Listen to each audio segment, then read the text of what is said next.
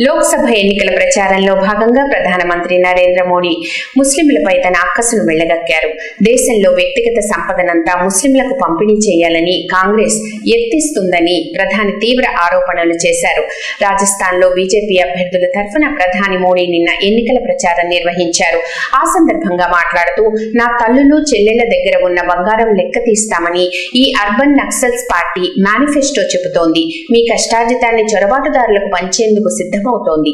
దీనికి మీరు అంగీకరిస్తారా అని అక్కడి సభికులను ఉద్దేశించి ప్రధాని ప్రశ్నించారు. కాగా మోడీ చేసిన వ్యాఖ్యలను కాంగ్రెస్ తప్పుపట్టింది.